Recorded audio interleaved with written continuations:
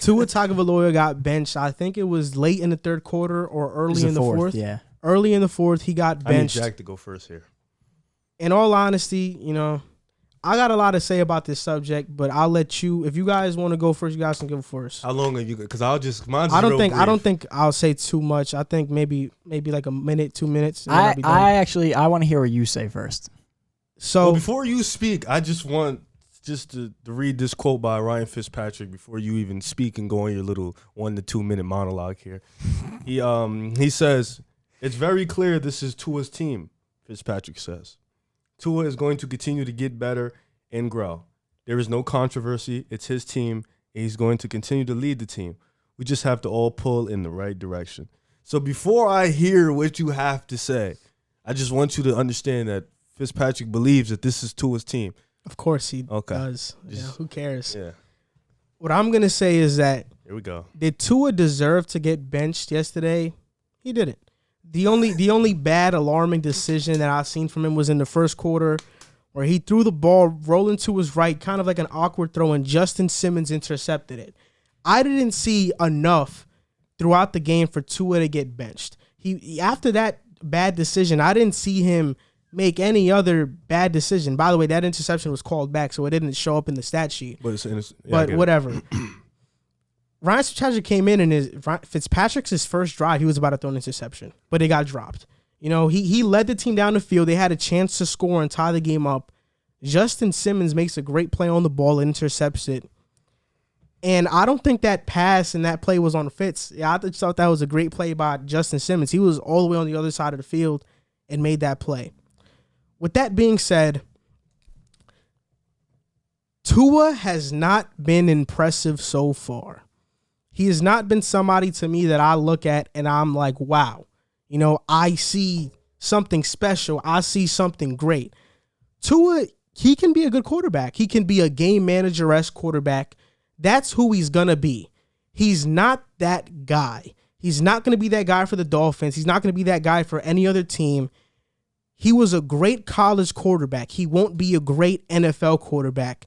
And the Dolphins roster is starting to come along right now. Brian Flores is a great coach. Their defense is top 10. They're getting some more offensive pieces. They're just going to continue to build. They have a pick in this draft to maybe draft a quarterback. But outside of Trevor Lawrence, wait a minute. Outside of Trevor Lawrence, there isn't a franchise guy that I think that you could spend the pick on. I think Justin Fields is good, but is he Trevor Lawrence-esque? Ohio State quarterback. Zach Wilson. He's had a great year. Do I believe in him? He's kind of short. He has a great arm. He's not that mobile. Trey Lance, I'm not sold on either. The guy the right decision is only Trevor Lawrence if you're trying to give up Tua, right? That's not going to happen. And so if any team, not to cut you off, if any team could do it though, it is the Dolphins because they have enough draft capital. Yeah. But Jets won't do that. But what I'll say is that Tua is a game manager. He's not going to be the franchise quarterback for the Dolphins. He's just not. And the decision for the Dolphins to pass up on Justin Herbert is going to haunt them because the Dolphins will be a good team. They'll be competitive, but we're always going to look back and be like, they didn't reach their peak or they didn't reach their maximum potential because the quarterback position was always holding them back, which happens to a lot of teams. We saw that with the 49ers last year. Great teams, you need a great quarterback to win, and Tua is not that. He's a game manager, and I think if you can, in the offseason, if there's a guy, you talked about Dak to 49ers. What if Dak goes to Miami? I think Dak, you got to get a guy who's shown glimpses of greatness and can be that guy. Tua's not that guy. He's a game manager at best.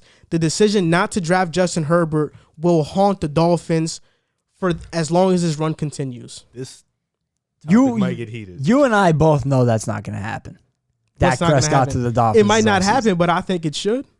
You said a lot of things just now. Okay. Let me start. I first want to talk about the original topic at hand. Please go there first. So you look at the game.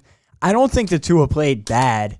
He didn't play good. He was just average, and I want to give credit to the Broncos because a lot of people have talked about the Dolphins. The Broncos' defense was terrific. They played great, and the Broncos have been one of the most unfortunate teams all year because they stayed healthy. They really could have at least made some people's lives a lot tougher this season, but with all the injuries they've had, you haven't seen them at full strength. They played really well, and that defense was awesome. Tua was sacked 6 times. He didn't really get any help from his receivers creating separation. I'll say half of those sacks were on him holding the ball too long. Yes, yeah, at least half of his sacks were on him holding the ball too long. His receivers didn't get great separation. I'll say that too. And he faced pressure on 44% of his dropbacks, which is not great. Not a great situation to put your rookie quarterback in. And the offensive line has been much better the last 3 starts coming into this one. But like I said, he didn't play well by any means. The reason he got benched is because when you look at it, the Dolphins were down 20-10 with 10:44 left when Fitzpatrick came in. In Fitz's 6 starts with the Dolphins, their offense averaged 354 yards a game, as opposed to Tua in his 4 starts, they averaged 240 yards a game. And other than that, big drop off. Other than that one drive against Arizona towards the end of the game where I believe he tied it up at 27, you haven't like you said, he's been more of a game manager than anything. That one drive against Arizona, I feel like he showed signs of, okay, this guy can be something. Other than that, they've been babying him into this offense. And you know just as well as I do, Ryan Fitzpatrick, he is going to be the hero or the zero in the game. And that is what the Dolphins needed. They didn't need Tua to be a game manager for the last 10 minutes and 44 seconds. They wouldn't have won the game. The offense was not doing anything. With Ryan Fitzpatrick, at least you have a chance that he will come out and be that hero and make the plays downfield that I don't think Tua, they'll put him in that position right now.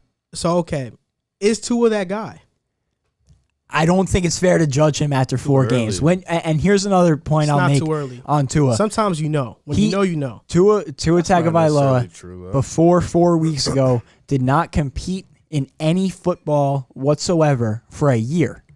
So you're bringing a guy from never playing in a football game over the course of a year to starting to ease him back into the offense. And we all agreed on that over the past 3 weeks. They've babied him into the offense. They've been running a lot of play action, a lot of short routes. They haven't been forcing him to do too many things that you would expect out of an elite quarterback. So, he hasn't been Justin Herbert. I'm not under any illusion that he has been. But I don't think it's fair to judge him 4 games into his career. Do I think that Justin Herbert will have a better career based on what we've seen? 100%. And people will look back at that draft, I think, and say, wow, they missed on Justin Herbert. But I don't think that should be an indictment on Tua. And I do think that Tua can be their franchise guy. I'm not ready to say he's not. Not a chance. Not a chance. He just went on and told me their offense was better with the journeyman quarterback than with the fifth overall pick. They threw more yards? I said in the position they were in a better spot to put Ryan Fitzpatrick in. No, but you told me they averaged 100 more yards with Fitz than without. Yes, because Tua. They run the offense differently. So, okay. You know that what Tua's known for is RPO. Ryan Fitzpatrick, when he got into the game yesterday, he ran about 3 to 4 plays RPOs. He went about 3 to 4 RPOs. I barely saw Tua run any RPOs yesterday. Watching the game, I didn't see it. I think that your analysis on Tua saying he's not a franchise player because he's not 4 games he's not is a little immature because it like Jack said, they've been babying him and slowly getting him into the offense. And not to mention the Dolphins they're just scratching the surface of what they can truly become. So then you tried to bring up the Niners last year and try to make it seem like it was Jimmy G's fault that they lost the Super Bowl. They did because of Jimmy G. Did you see the game? Did you forget the defense gave up points in the 4th and they had the big lead? Did you see the last drive where he missed Emmanuel Sanders? But don't blow it on. Don't make you're making it seem like a game manager can't lead a team to the Super Bowl. Oh, I never said that. You can't win one though. I mean, in history, when is the last one besides Nick Foles and maybe Eli Manning? Like, old quarterbacks who've won the Super Bowl have been great quarterbacks. But Tom Brady, Peyton Manning. Yeah, but to say what he's going to be after 4 games is crazy because they've been babying him into an offense. No, I don't think it's crazy. And like Jack said, he hasn't played football before that game 1 in damn near a year. Before he got hurt, Tua was, without a doubt, a top 2 pick going into the draft. People knew what Tua was going to be. Tua gets hurt. Then it was all these doubts. Oh, his hip. Oh, this, that. He comes in, gets drafted. That's his first time playing football, that game one. So for you to judge him on 4 games, we hadn't played football prior to that in a year, that's immature. I'm glad Tua wasn't the number 1 pick, because if he was and he went to a team like the Bengals, we'd be calling him a bust right now. Because he wouldn't have fallen to number 5 if he didn't have the injury. If he had the injury, the narrative was tanking for Tua. He wouldn't have been one though. I don't know about that. I think he might have been one. I'm saying if he was number 1, that would have been the worst decision a franchise would have ever made. Damn. He also, if he was a number 1 pick, he would not be playing, or he would not be coached the way he's being coached right now. And he'd be in a worse situation. You don't know. Miami's a good situation. They're coaching Tua. They're coaching Tua like that because they know he can't do certain things. That's why they're coaching Tua that way. They're not coaching him the way because if he was as good as Justin Herbert, they'd be cultivating a totally different game plan around him. So let me ask you a question. You think if Justin Herbert didn't play a year of football and then got drafted, and he would have been playing like this? I think that there's a lot. I think that playing like how he's playing now. Yeah. Or they would have babied him into the offense. Be honest. I don't know if they wouldn't have babied him into the offense because he's better than Tua. They're babying Tua because he's not as good, or because he didn't play football for a year. There's a lot more that goes into the way they're coaching Tua, in my opinion at least, than you're giving credit to. I'm just saying Tua is not that guy. When I see it, he lacks mobility. Even though he was known for his accuracy in college, he hasn't shown it as much in the NFL when he's had to make great throws. And this game was a prime example of that. He doesn't have great arm strength. He's short for the position. When you're short for the quarterback position, you got to be great athletically. You have to be able to run like Russell Wilson or Kyler Murray. Outside of Drew Brees, is not a guy who's been 6 foot who's been succeeding. We see Baker Mayfield. He shouldn't have been the number 1 pick. And we know that now because he lacks mobility and he's short for the position. And he's another guy that came out of college and his accuracy was something to rave about. He was insanely accurate. You talk about Baker and who? Baker. I mean, when Baker, you got to be listening, man. But I'm just saying, Tua is not that guy. When you look at great quarterbacks, they're either so great athletically or they have great physical tools, like they're tall, they're 6'3", 6'5". Tua's not that. I don't see greatness from Tua. He's a game manager at most, and I'm telling you now, it may be premature to say it, but I feel comfortable saying it based off what I've seen. The Dolphins' downfall for the next couple of years will be the quarterback position. That's going to be their downfall. I want to see at least a year out of Tua before I can feel comfortable saying that, or even say it's not premature to say. Just because, like every point that I've mentioned so far, he didn't play a year of competitive football. They would not have, in my opinion, started him at all if they didn't think that he was an NFL quarterback. They saw something in him that they thought, okay, we are a playoff team, and we want him to be the quarterback at this time. I think it might have been a little premature to start him if they weren't ready to let him off the leash. But clearly, they're not ready to let him off the leash, or they would have let him go with 10:44 to go in the fourth quarter yesterday. You talk about babying into the offense, but I really don't think Brian Flores is that type of coach. I mean, if you saw the posting interviews and you've been seeing what Brian Flores is saying, he's a no BS coach. That's what he is. He's going to tell you how it is. They said, hey, was Tua injured? He didn't say yeah and lie and pretend to protect his quarterback. He said, no, we thought Fitzpatrick gave us a better chance. He's a straight up guy. He put Tua in because he believed Tua was better than Fitz at the moment. And I mean, Fitz, all respect to him, but he's a journeyman quarterback. It's not that hard to be better than Fitz if you're supposed to be a franchise guy.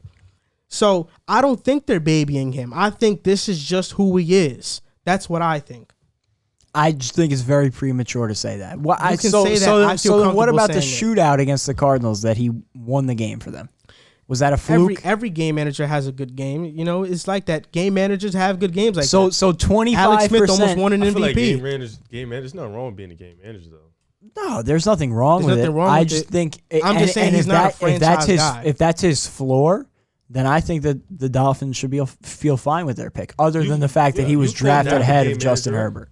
Yeah, he's kind of a game manager. What I think is that you shouldn't be fine with the pick because you pass on Herbert. Well, that's a whole different conversation. Yeah, but that's what it's going to be compared to years down the line. And I agree with you at the start of the segment that years down the line, they will more than likely be looking back and saying we wish that we had just drafted Justin Herbert. But I don't think that means that Tua can't lead them to success. I'm gonna even go as far to saying this. This quarterback hasn't even played yet. But Jordan Love will be better than Tua. Book it. But what basis do you have to that? I just seen Jordan Love play. I've seen Jordan Love play, and I feel like he has way more potential. You've never seen him play in an NFL game, though. So you're judging He's learning under Aaron Rodgers and Matt LaFleur. But let me ask you something. You're judging Tua based on his 4 NFL starts, but you're judging Jordan Love based on his Nevada career. Why you saying Nevada. Like We're not talking about Alabama or Clemson. So Jordan Love, we're talking about am Nevada. I going to bank on a guy in Jordan Love who's learning under one of the greatest quarterbacks of all time in Aaron Rodgers and in a Matt LaFleur offense, which is very quarterback friendly? Didn't Jimmy G learn under Tom Brady? For a couple years, yeah.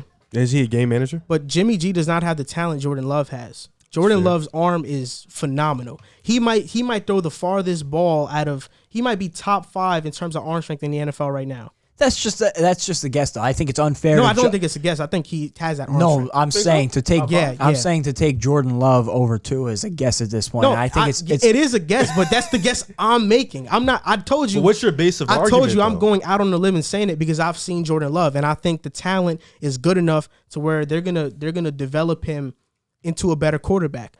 But I'm saying that's the guess I'm willing to take. I mean, all of these are guesses, but for me, I think they're educated guesses. I think from what I've seen. From what I've been educated on, I'm making a guess. So this is just Joel hot take. The hot take is Jordan Love. Okay, that's what I'm saying. My hot take.